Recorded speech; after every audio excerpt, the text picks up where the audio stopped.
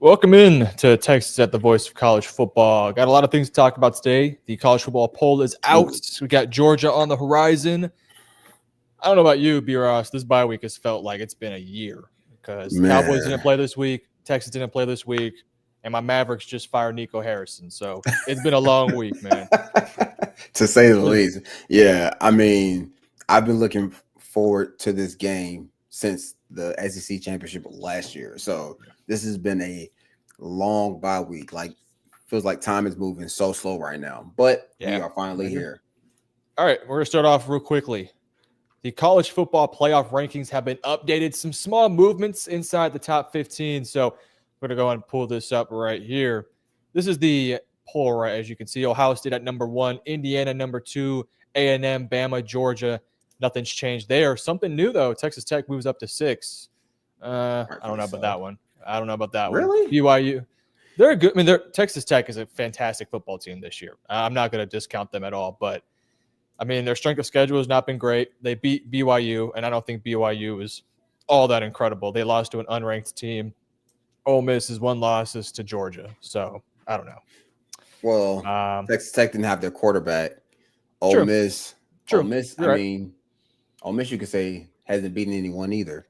Yep, fair point. Oregon at 8, Notre Dame 9, Texas at 10, OU behind Texas at 11. I guess they'd be the first one out, and then BYU at 12. What are your a lot of people have been making the conversation about Notre Dame and Texas. I'm honestly split on it because in one hand, Notre Dame's best win is against USC, who's a good football team, but Texas has a win versus 11 and 14 Vanderbilt and Oklahoma. But then you can make the counter argument that Notre Dame lost to 2 ranked football teams, A&M, Miami, and Texas has a loss to Ohio State and Florida. Right. So, biasly speaking, I think we should be in front of them, but unbiasedly speaking, I think it's a bit of a toss-up, honestly. Like, I want to have this conversation after we beat Texas A&M, because then I agree. there's the conversation, right? That's why, like, either way anyone sees it, I'm not like gung ho on saying no, Texas should be, because at this point we have a common opponent coming up, Yeah, but if we didn't, I would say Notre Dame's best win don't outweigh our 2 best wins. Like, yeah, I agree. So our two wins are better than their 1 win. Exactly. And then the rest of their schedule is like not good. No. So not. I would be inclined to say that Texas should be 9 so that, but ultimately it wouldn't matter either way because we wouldn't be able to host a game. So like the object is to get, that 5, 6, 7, 8 seed. Yeah. So that we can at least host one game. The reality is, as long as you handle your business, you beat Georgia, you beat A&M, you're going to be in front of them. You beat one of them and lose to the other one. Like if you beat A&M but lose to Georgia, you're probably still in front of Notre Dame. So it could be a lot worse. But the way I kind of look at it, and, we're going to predict a little bit here. Let's say Texas wins out. What's the highest they can go if they win out? So win over A&M. 6. Win versus Georgia. Oh, no, 5. 5. I'm gonna say 4. I'm gonna say 4. Well, the only reason I say because if we beat A&M, they're out. Yeah, because it's gonna be Ohio State 1. Let's say Indiana wins out, then Bama 3, assuming they win out. I mean, you're gonna put Texas in front of Texas Tech. You're gonna put them in front of Ole Miss. I think you have to because they have wins over. Yeah. Good point, brother. Highest I think could be 4. If you're 9-3 with a loss to Georgia or A&M, went over Arkansas, so you can't overlook them. You're probably looking at, you're sneaking in at that 10 seed, probably best case scenario, which I actually think there's a legit path for a 9-3 Texas team to make it in here, depending on how things go. If chaos ensues for some of these teams, but it's going to be tight. It's going to be really difficult for a 9-3 Texas team to get in there. So handle your business. I do find it interesting that BYU sticks in at 12. They got dismantled by Texas Tech. Listen, beat like the game was not close. I don't care what the score says. Like I watched that game because I was intrigued by both teams. BYU should not be in the top 15. I don't disagree. What was didn't Utah lose to Tech as well? Yeah. What was the score of No, was it Tech or that? BYU? Utah played Tech. It was 34-10. So Utah lost to BYU. So I can understand why BYU is in front of Utah, but like Yeah. Vanderbilt, in my opinion, should be in front of BYU. I know Vanderbilt has 2 losses, but their 2 losses are to Bama and Texas. Bama in Texas. Yeah. That's They and have an Tech's a argument really for good football sure. team. I mean, look, I think there's a lot of like Texas bias in this one, but let's be honest, Fair. A&M and Texas Tech are freaking good football teams. Like They A&M, are. they got 5, 6 potential day 1, day 2 picks in the NFL draft. Texas Tech has 2 NFL defensive edge rushers, a linebacker that's going to go pro, some dudes on the offense that can absolutely play.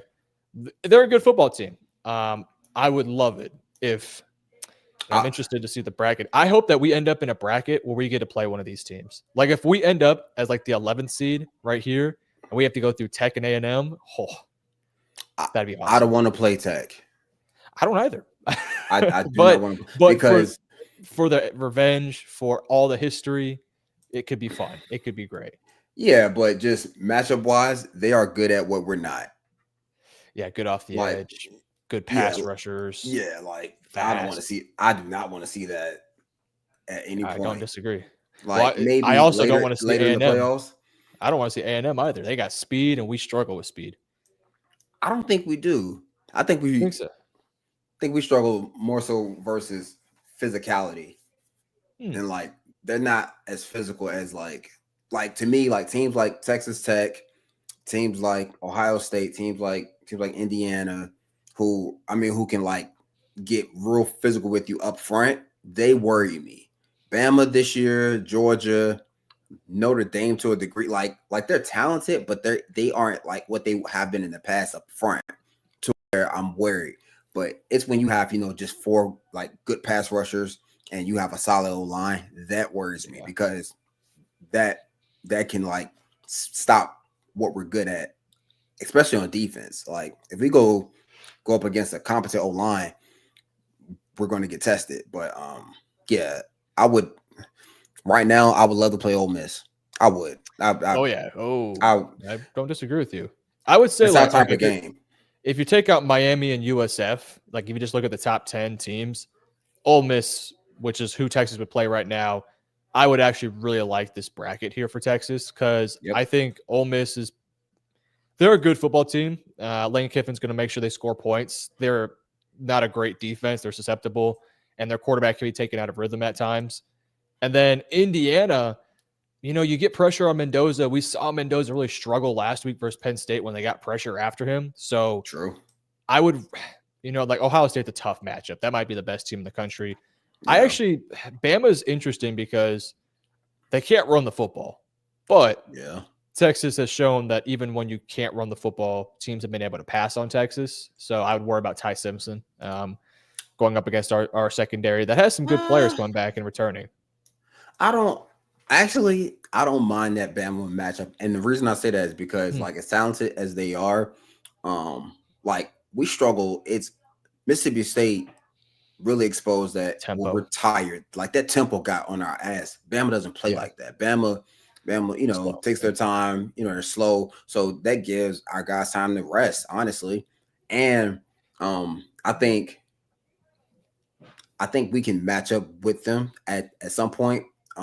Just in terms of like player for player. Granted, Ryan Williams is a stud. Well, Jeremy that's Bernard's a stud. But that's a tough matchup. They are, but like we've held better to less. Yeah, I mean, I would just worry about Gilbo and any of those other corners. I mean, Manny Muhammad, I trust. Fair. But you put Gilbo or Cade Phillips, against the Jeremy Bernard, who's just really shifty and knows how to get separation open. I mean, that's tough. But look, Texas at number 10, I really don't have an issue with it. That Texas has put themselves now in a position where, because they've beaten some really good football teams like Oklahoma, like Vanderbilt, you take away the Florida loss. I know it hasn't been pretty this year, but if you were to tell me Texas would be 7-2 with inside the top 10, knowing everything right in front of them. Exactly. Especially if you right there. especially if you had shown me that after the Ohio State game and just was like, oh boy, like this offense is really struggling, I would take it. And everything is still here for us where you got 2 top 5 opponents here. Yeah. And as long as you handle business versus Arkansas, realistically speaking, you need to win one of the two. And if you can win both of them, I mean, we're talking about potentially having a home game in the first round of playoffs. So if we win out, we're the 4th seed. Yeah, I would Like agree. you can't deny us that. Granted, Texas A&M only loss would be to us, right? True, Like, but we have let's the say head-to-head. Right, but we have the head-to-head even with one more loss. But you'd also have to consider the SEC championship too. So, but heading into that championship game, we'd probably be the 4th seed.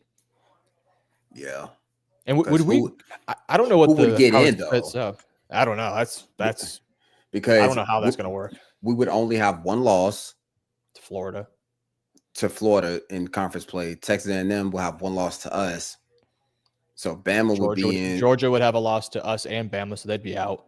They're out. So it would be Bama has a loss to it'd be Bama and would it be Ole Miss? Ole Miss has the loss to Georgia? To Georgia, and that's it. See, like that's the we beat Georgia. but then it goes to who's ranked the highest. If it's a tie. Okay. Oh, yeah. I believe Texas probably. Yeah. Or strength of schedule, maybe. I don't know. Because so all I know is Texas will be in a great spot. That's all I know. Yeah. For sure. We'll be in the conversation. Yeah, I mean we're in the conversation, but you got to win this game. So with that said, Texas fans, let us know in the comments below. What are your thoughts on the college football rankings? Do you think Texas should be higher? Do you disagree with Tech being at 6? Do you disagree with the overall rankings? Let us know in the comments below. All right. Texas is going up against Georgia this week, and this is the biggest game of the season. I would say up to this point. The Ohio State game was a big game, a very, very big game. That was week 1, right? You lose that game, hard-fought, 7-point loss. You had a chance to win it late. You just didn't execute. You didn't have a great chance, right? That's fine. Since then, you've kind of been, you had some tough games. Florida in the swamp. Oklahoma every single year is a big game. You can never lose sight of that one. And then it's Georgia, right? And I would even say I think Georgia is a more important win for Texas if they can get that win. Yeah. It would be more because Sark has had a good amount of success versus Oklahoma, right? Yep. He already has a win versus Texas A&M. He hasn't gotten over. He has a win versus Kirby Smart. Not Kirby Smart. Oh my gosh, the GOAT. Thinking about Saban. Nick Saban. There you go. Nick Saban for Alabama. Yep. But you don't have that win versus Georgia. You lost to him twice last year. When frankly, we were probably the better football team both those games because Carson Beck was trash last year. But you lost both those games, and I think the biggest reason why, as we head into the X factors, the biggest reasons why they were able to make Quinn uncomfortable, especially in that first game, especially in the first 2.5 quarters. Oh my God. Quinn was uncomfortable. Quinn was not able to move in the pocket. Yep. There was times where he didn't step up. I mean, the one that stands out to me is the Jalen Walker sack on Kelvin Banks, where Quinn is about 8 yards deep and he continues to just fade back. And people are going to say, oh, Walker beat Kelvin Banks in that play. But no, I mean, Kelvin did a really good job. Quarterback has to step up into the pocket. Yeah. It didn't happen, though. And eventually they would pull Quinn, let Arch go, and, Arch made a big run, and that's about it. So this year, I actually feel better about Arch's pocket mobility because Arch is really good at navigating the pocket, and he doesn't panic as much as Quinn did. Even though Quinn was a 3-year starter, Quinn never developed that pocket presence. So I'm actually feeling good about that. It's just going to come down to, can that line hold up against Georgia? And Georgia's got some dudes in that defensive line that can go, but they're not as good as what they were last year, right? They don't have Michael, don't have Jalen Walker. They do have Christian Miller up the middle, but he's more of a run stuffer, not much of a go-getter. They got some guys, though. CJ Allen and the linebacking core. I feel better, though, this time around about our quarterback going up against this defense. So my first X factor is Arch's pocket mobility has to be huge in this game. I'm with you. I mean, when you look at Georgia's defense this year, they're nowhere near as dominant as last year, especially up front. They do a pretty good job of always stopping the run. That's what Kirby Smart's defense is built upon. We're going to make you beat us in the air. But with that being said, you're absolutely right. Like Arch's ability to buy time, evade pressure, and not fall into sacks. Cause like Arch has eyes in the back of his head at time, like, and it's so impressive. So I'm with you there. My X factor is going to be first and second down. We have to win first and second down. 100%. Because like everyone talks about third down, but like third downs are easy if they're like 4 or less on average. Like just on average, if you can get them, if we can average 3 yards on first and second down and get, thirds and 4 and less consistently, we can beat this team. Because we can't let those guys pin their ears back and dial up all these exotic pressures and do what they want to do in terms of rushing the passer, because we've seen how that has worked against us when we played Florida, when we played Ohio State. Like when we're in constant third and longs, that does not bode well for this offense. So we have to win first and second down. Have to. So looking back at the 2 games last year, Troy Wisner in the first game, 15 carries, 52 yards. In the second game, 19 carries for 51 yards. You got to be better than that. You got to be more efficient running the football, especially on first and second down. Yeah. I'm hoping with CJ Baxter having, more time to get his legs under him. Same with Trey, just a little bit more time to rest a little bit more. Now there's some more continuity on the offensive line with Cole Hudson moving to guard, which I'm going to assume is going to be the lineup again this week. Probably. I'm hoping the ground game can be a little more effective. I don't need them to go for 150. Trey Wisner 19 for 150. If he does that, great. But I would appreciate it. I need 17 to 18 carries for 80 some odd yards. Right? Give me 3.5, 4 yards a carry, so we can get to third down where you're looking at 3rd and 3, 3rd and 2, and so on and so forth, where the playbook's more open. You can do some quarterback reads. You can, you don't got to just keep trying to push the ball 15 yards down the field. You can now do all these variety of things. I think that's where we can live. Georgia in both games last year, granted, again, Carson Beck was terrible, did not have a bunch of offensive success last year. In the first game, just 283 total yards. In the second game with Gunnar Stockton in the playoffs, just 277, right? Texas cannot shoot themselves in the foot. They cannot have turnovers, which has actually not been an issue for Texas this year. Arches turnovers care of the football. Yeah, no. Yeah, it's been. I mean, honestly, it's been more penalties than anything. It's been the pre-snap penalties. It's going from 1st and 10 to 1st and 20 because of a holding, or 1st and 15, and then it's just putting us behind the chains. Yep, and that's going to be my next X factor. No penalties, or limit the penalties, limit the turnovers, especially those 2 young tackles. They have to be able to hold their feet and not have false starts. It's going to be loud. This might be the loudest that Athens has been in a while. I mean, in a long time. They're probably going to be more loud for this game than they would be for like a rivalry game versus Bama or Florida. Like they are going to be so loud for this game because this is a new kind of rivalry within the SEC. Texas is trying to join the elite programs like Georgia. Georgia's the established veterans. They've won multiple national titles. So it's going to be loud. And I believe it's a red out, I want to say. So it's going to be red and loud. And with a younger team with some young weapons on the outside, you got to be able to hold your water. You cannot have pre-snap penalties. So pre-snap penalties for sure got to be cleaned up. And then turnovers cannot happen. You have 1 or 2 turnovers. Georgia can score points this year in a hurry. A turnover could flip this game. A turnover could flip this game really quickly. So limit those. I think offensively we could be fine. That's what makes this Georgia team unique from teams of the past. They can score. Like Gunnar Stockton is a gamer. Like he has a certain Baker Mayfield-esque aura to him when he's on that field. Like he's going, like he knows, like the game isn't over till it hits 0 because he's come back numerous times this year and helped them win games. So I'm I would be very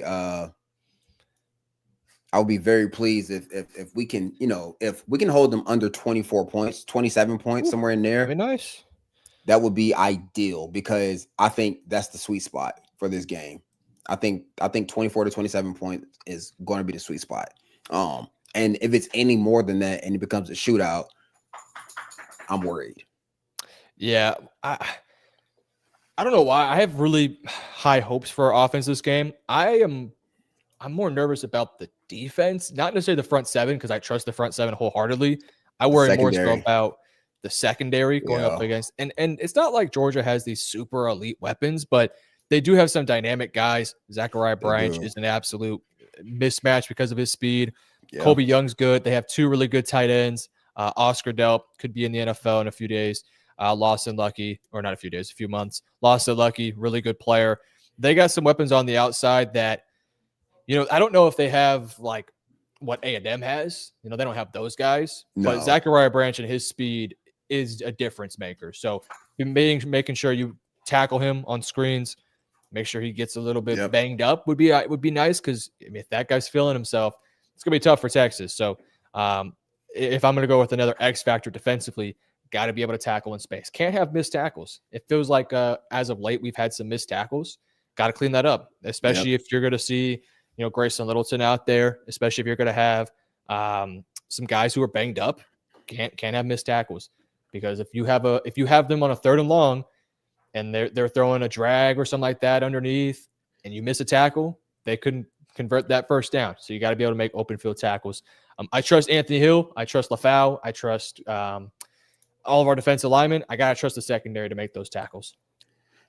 That's going to be a interesting matchup, just off the principle of I want to see who they match up on who. Like, are we going to follow anybody? Because, like, you want to play to guys' strengths and take away what they do well. So, yeah, tackling is going to be big. We're going to have to find a way to create turnovers, like steal some possessions. Ryan Niblett is going to be an X factor, because I want to see if teams actually stop kicking to him. Hopefully not. Hopefully, Georgia's like, we can cover, so we're going to kick it to him, because, I don't think it's going to happen. Bro, you'll be surprised how many coaches are like, oh, we have better guys. We're not scared of him. Like, they respect him, but they won't give him like, I'm not kicking to him type of love until they score on you. So hopefully they respect him enough to kick it to him. Like, go ahead, kick it to him, because all he needs is a crease.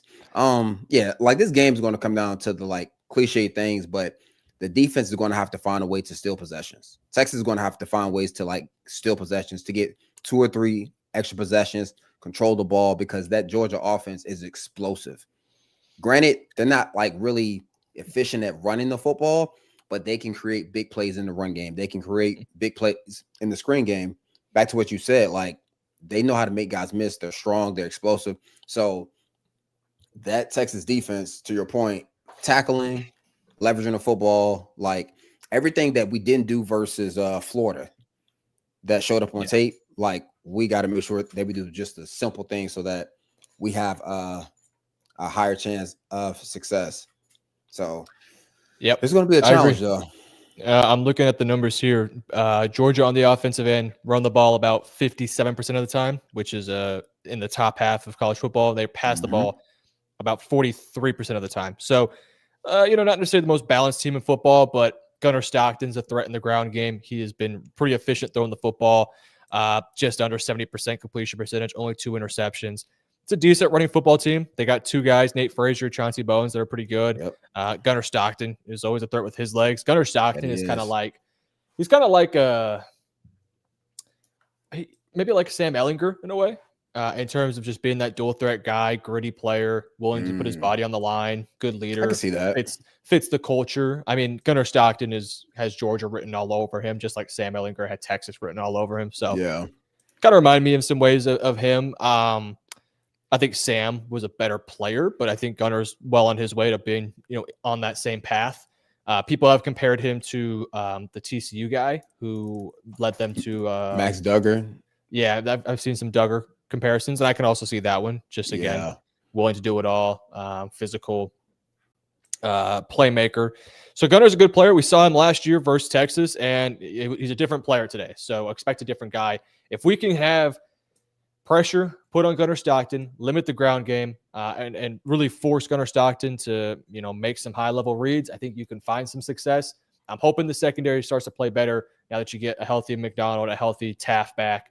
And I'm really interested to see who is that opposite corner to Manny Muhammad. I wouldn't be surprised if Who they would you try to play? line. It's tough. I would line Littleton up against Branch pretty much all game because I trust Littleton's speed to match him. And then I would have Jelani on the tight ends because I think I would trust Jelani more than our linebackers in coverage, especially against because Oscar Delp is really athletic. Then I would put obviously Manny would be the boundary corner, so whoever lines up on the boundary, I'd put him against him. The other boundary corner, gosh, Gilbo's been rough. So consistent. It pains me to say he's not played well. And last week when he had a chance to be the veteran on the field, or not last week, but a game against Vanderbilt where he had the chance to be the veteran on the field, no Taft, no McDonald, Phil Samiz out. He didn't step up. He made mistakes, and that's just a bad look. It might be Cade Phillips. It might be Cade, which is really scary to think about because that's 2 freshmen starting for you versus Georgia. You got to let it ride. Yeah, but I can't trust Gilbo right now. Doesn't tackle well. He's not physical. And going up against Georgia, that's going to be a physical football team. Yep. I don't trust that. I like Kobe Black. I love his potential. I just don't think he's there yet. It feels like he's a year or 2 away before really becoming who we want him to be. Fair. Yeah, I mean, Littleton, he's going to probably line up against Branch a lot. And then Manny on one side. I think I might go Cade Phillips or the other guy. Oh my gosh. Who are you thinking? He rotates in and out. Not Kobe Black. Not Wardell. Warren Roberson. That's it. Warren. Warren would probably get some rotations. He would be the guy that I would also throw out there alongside Cade Phillips, just sort of ride the hot hand.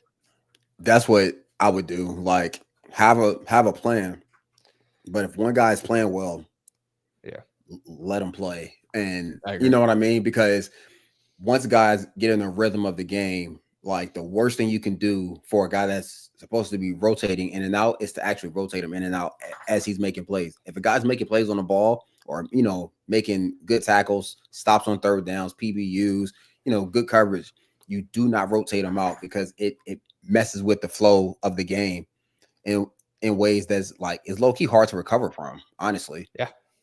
So I would, I would probably start Cade Phillips. I think so too.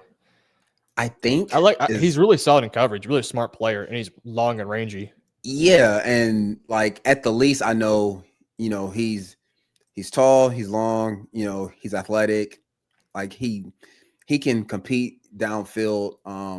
He doesn't always play the ball to his fullest potential, but like his size alone, like to me, is smothering. So that's who I would probably start, and then go Gilbo and Kobe Black.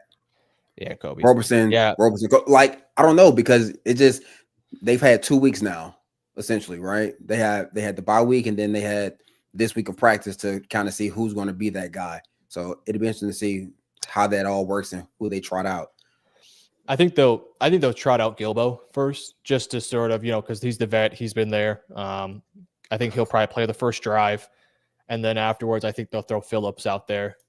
And unless Gilbo's really balling, then you keep Gilbo out there. But yeah, I think Cade will be that next guy who gets himself some chances, and Warren Roberson will too, and Kobe Black, I'm sure, will get some snaps as well. So that's all gonna be really interesting. It's gonna be a fun matchup. Georgia, Texas, big time rivalry game. Texas 0-2 in the last year.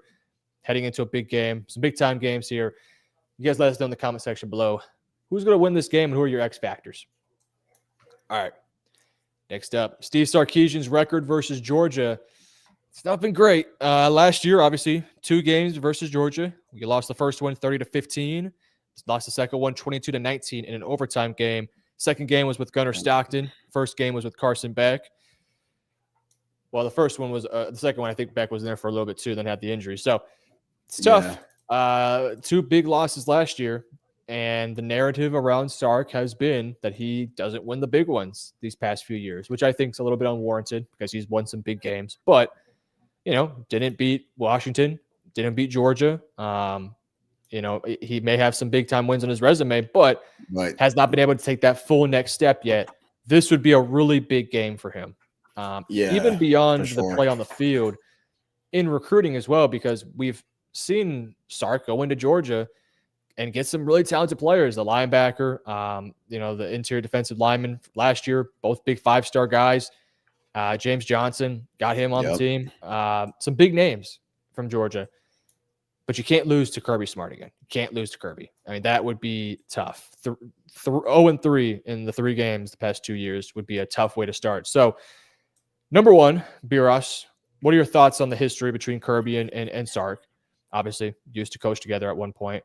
2, how important of a game is this for Steve Sarkisian? I think it's important for the confidence of his program going forward.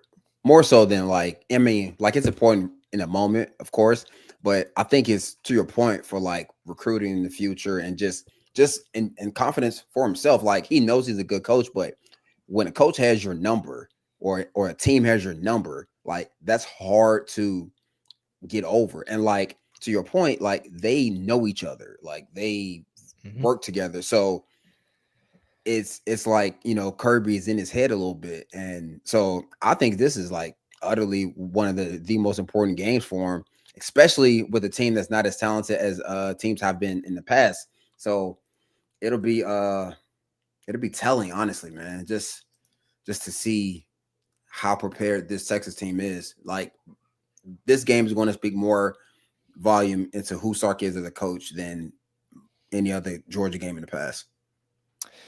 Yeah, this is I felt like last year Texas was the better football team. I just think they were. I thought Quinn was better than Carson. Even though he didn't play like it. Now the quarterback played well in that game, but I just felt like we were the more talented team. I mean, we both had Texas had Anthony Hill, Colin Simmons, all the guys in the defensive line that went pro, Alfred Collins, Vernon Broughton, all those guys. Offensively, all 5 of your guys. Well, not all 5, but most of the guys in the offensive line went to the leagues. You had a quarterback that's now playing in the leagues. Receivers, that's Matthew Golden on the Packers. Gunnar Helm. I mean, so much talent. And then you look on the flip side, Georgia had a ton of guys too go pro, right? But I just felt like last year was a great opportunity for Texas, but it was a mistake here. It was a play here. It was not executing on this moment. I mean, Carson Beck had 3 interceptions last year. And I don't have the number in front of me, but I didn't feel like we ever converted on those opportunities, right? Right. And I think that says a little bit about Sark not being able to, rally the team in those moments, make the plays necessary, and we really should have beat them that second time around. I mean, the second time in the playoffs, again, I think we were the better football team. We had all the confidence, momentum, and then you lost in overtime in a game where, I mean, Gunnar Stockton was not great in that game. He was not great when he played. He was not. And Texas let it slip through their grasp again. But then in the offseason, knowing Georgia was going to be on the schedule, it was always like, well, we lost the game because Quinn can't navigate the pocket. Now we're going to have Arch Manning in. Right. So heading into this year, I think there was a lot more confidence that Texas could get over that Georgia hump. And here we are, where Texas has 2 losses, Georgia has 1. Texas has a path to make it to a playoff spot. Georgia has a path as well. Big time game for Steve Sarkisian. Big time game. And Texas has the advantage. They're a healthy football team. They're coming off a bye. They just beat Vanderbilt. They're playing their best football. Georgia is coming off a road game at Mississippi State where they played fantastic, but you played Mississippi State just a week ago. You don't have that extra week to prepare to get healthy. It feels like, and I think I would say Georgia's the more experienced football team than Texas. I don't know if I would say they're more talented than Texas, but I would definitely say they're the more seasoned team than Texas. They're a little bit older. Texas is a very young football team, but man, if it's not going to be this time around, I don't know when it's going to be. And that's not a place you want to be at when you're trying to become that elite program.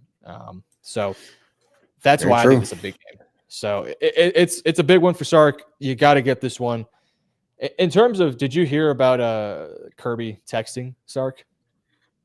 Yeah. I'm telling you, like he's already trying to Jedi mind trick him. I'm telling you, man. Like when I you coach with someone for as long as they did and have that relationship, and like the narrative in the media is Sark can't beat Kirby. He's gonna use it to his advantage. I would now text Sark every day.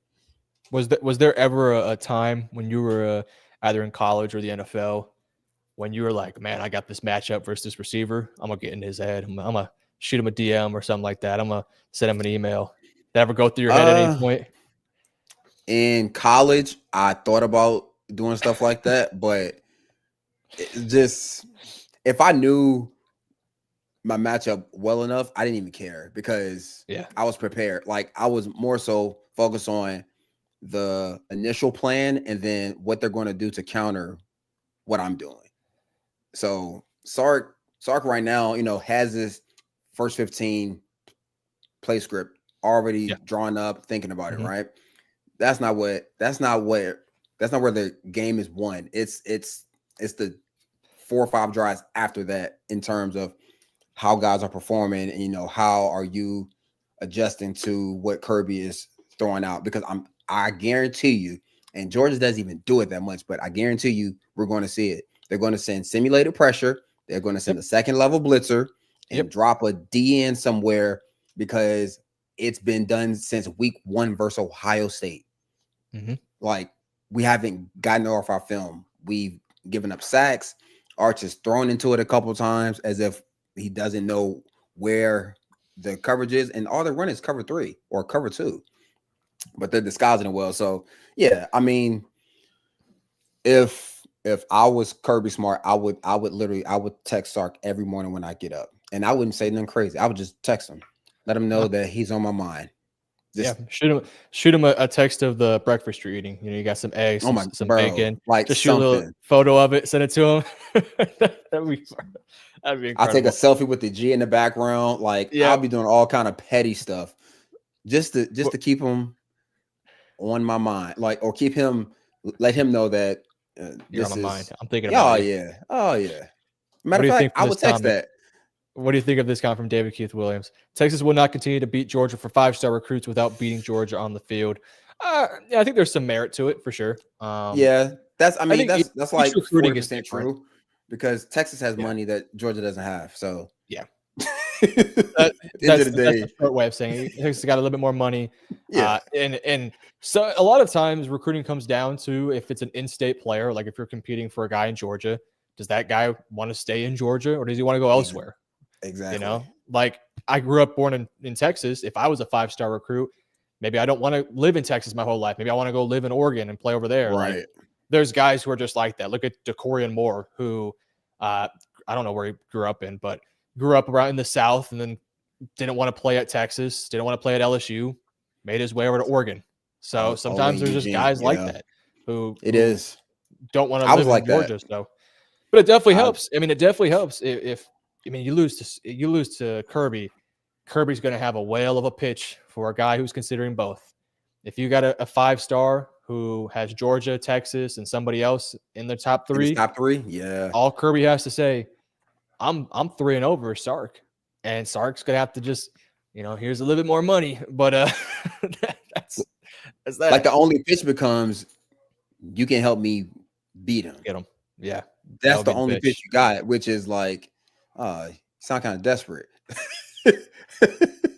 So yeah, It's this tough. this is a tough one, but this is a huge game for Sark and like this Texas program, because I tell you this is the type of game that catapults you confidence wise. Like as well as we've been playing, we should have beat everybody we've played after Florida.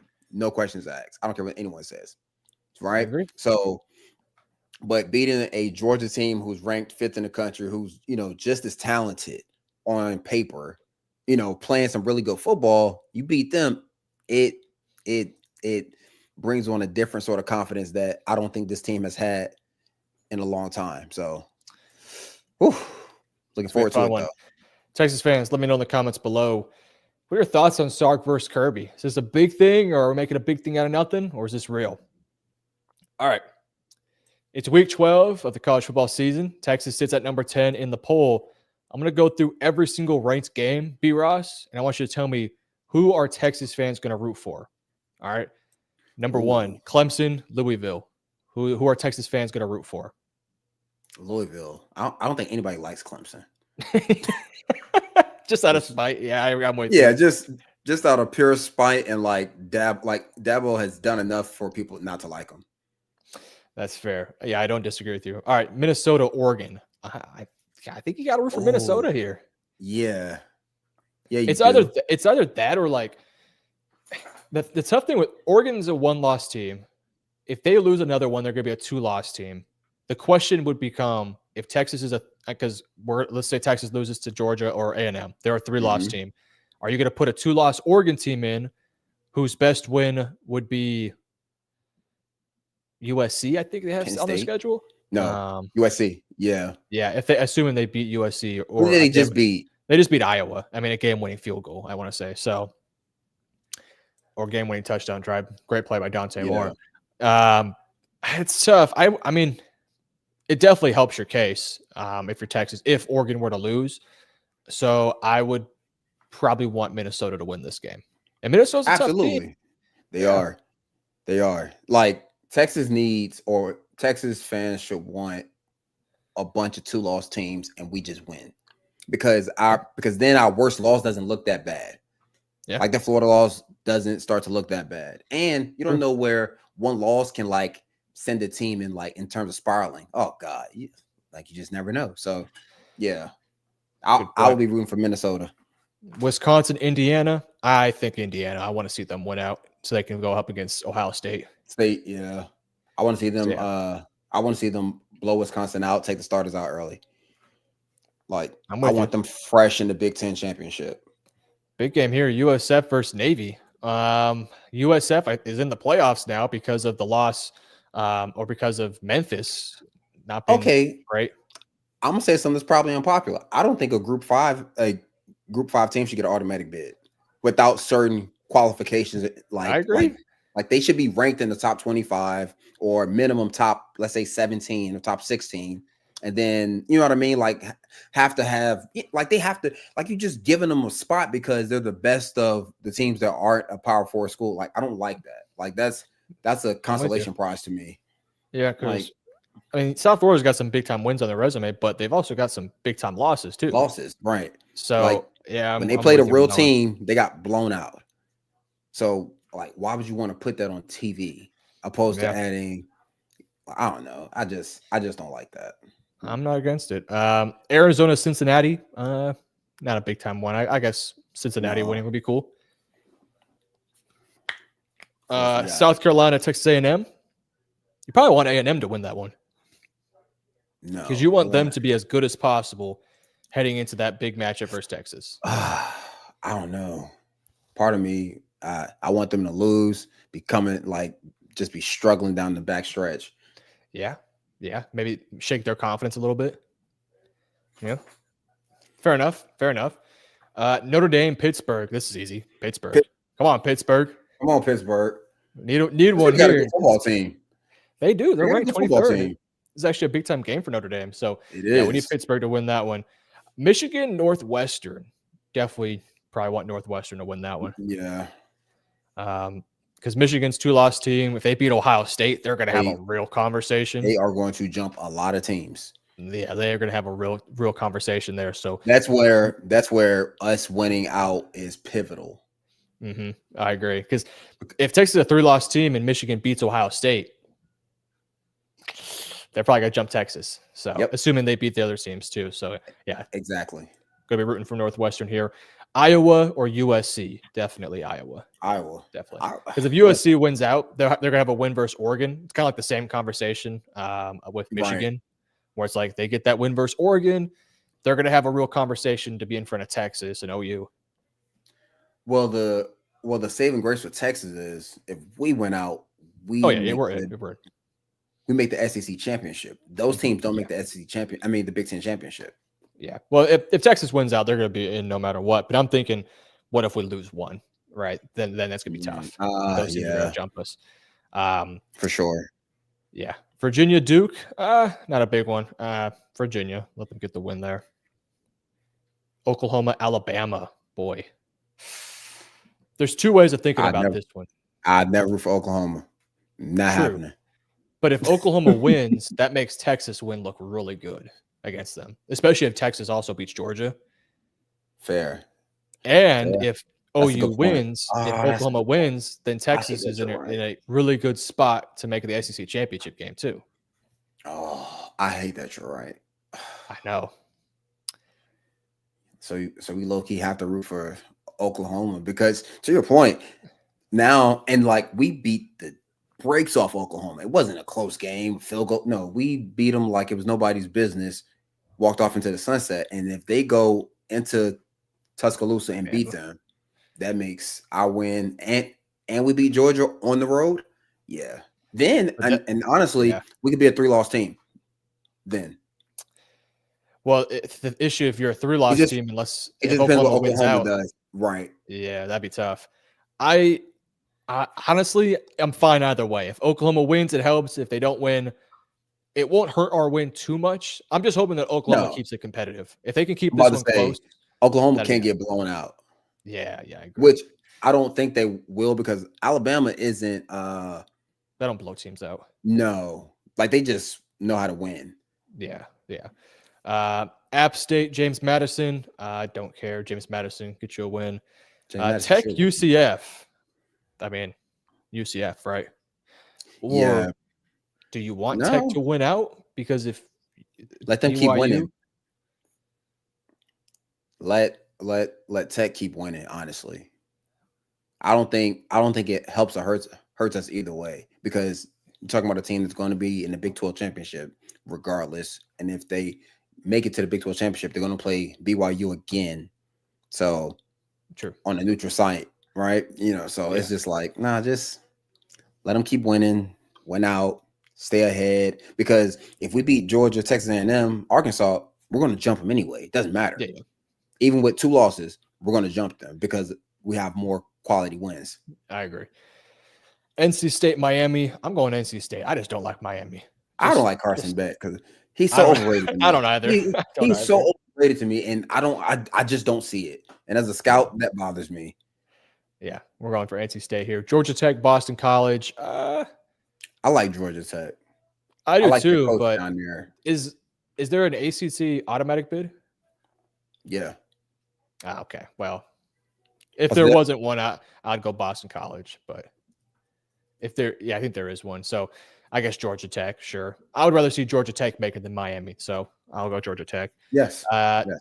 Tennessee, North Mexico State. Obviously, Tennessee. I mean, doesn't really matter to me either way. Utah, Baylor. I actually want Utah to win and hope that BYU slips up because I think Utah versus Tech would be a closer game the second time around. In the Big 12 championship? Yeah, that's what I'm thinking. Yeah. But they would need BYU to slip up, I think, one more time.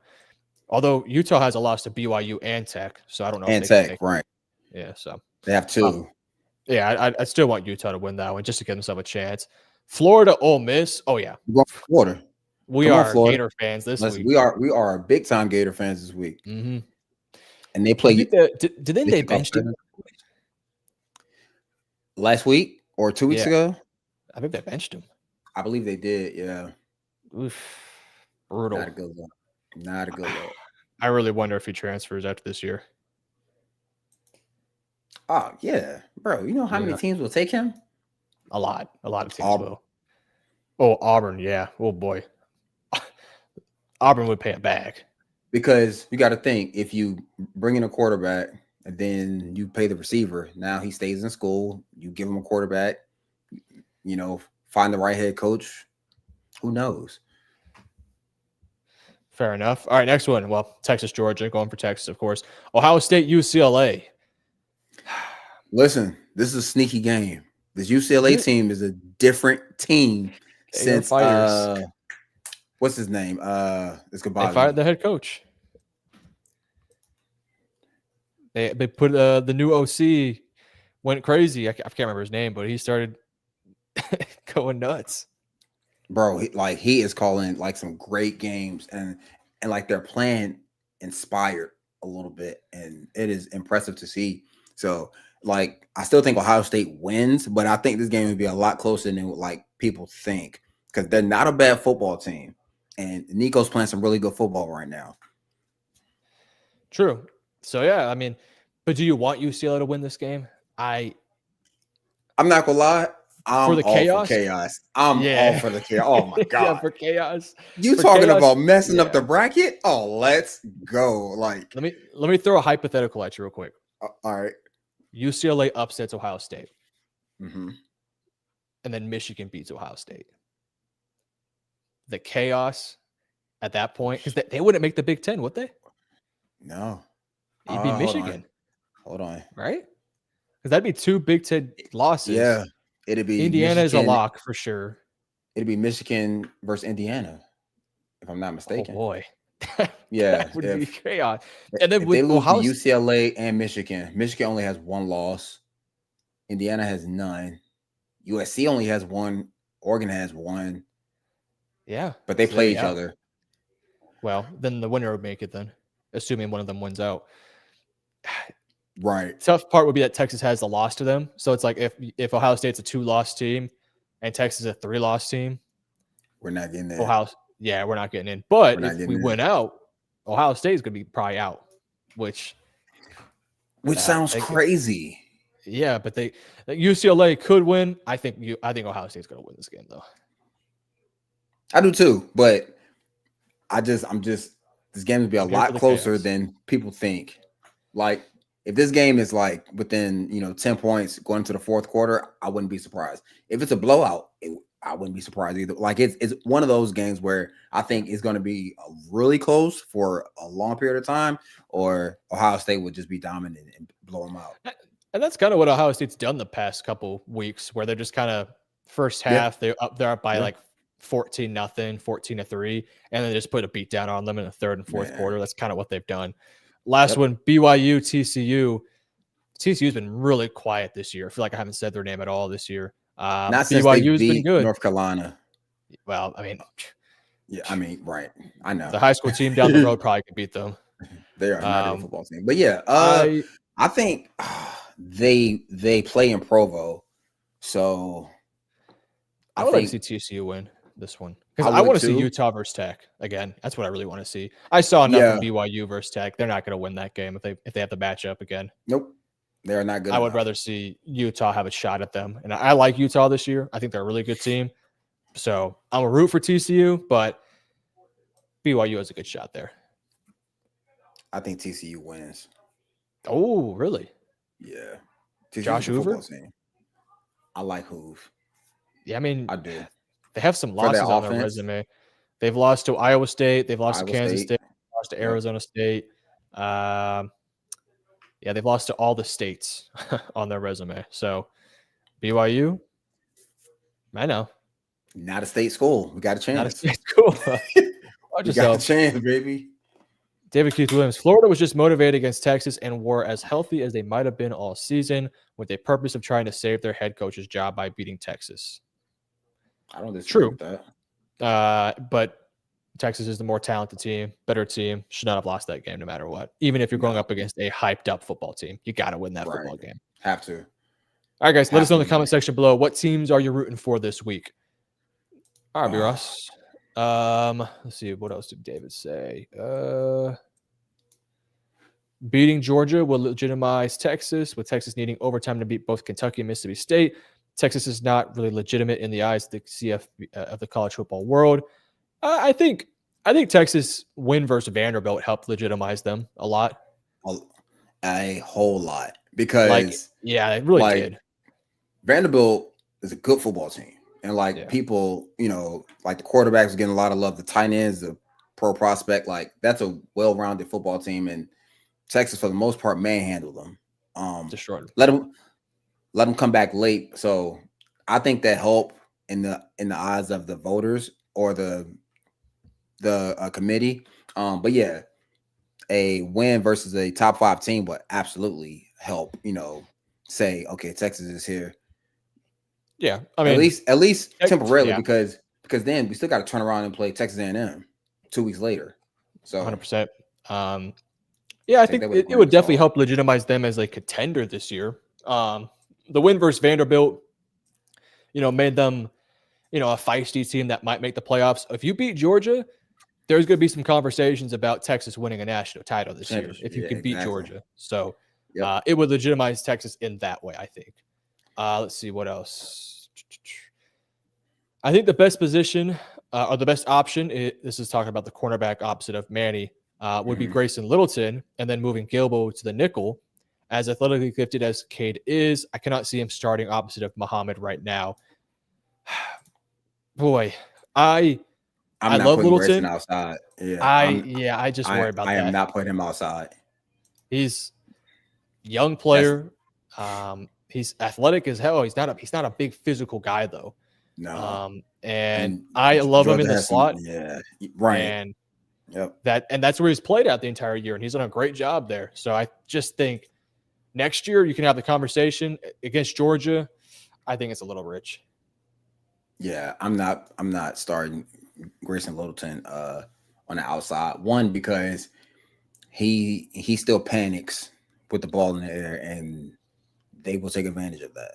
In the slot, he's not afforded the same opportunity because the ball comes out quicker. He's usually able to see it playing top down. So yeah, I would not put him outside right now.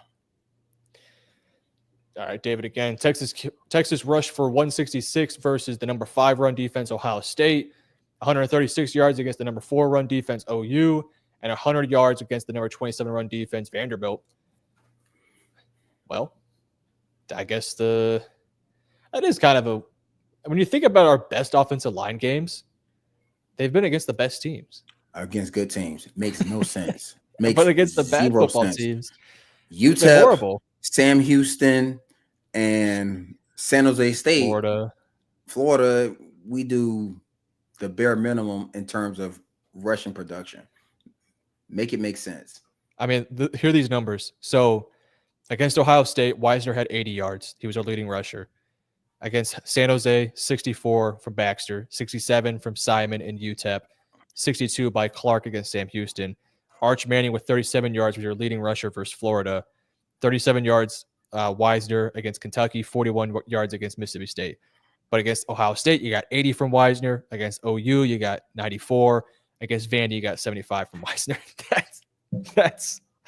That is actually, I did not even see that. That is an incredible stat. That makes zero sense.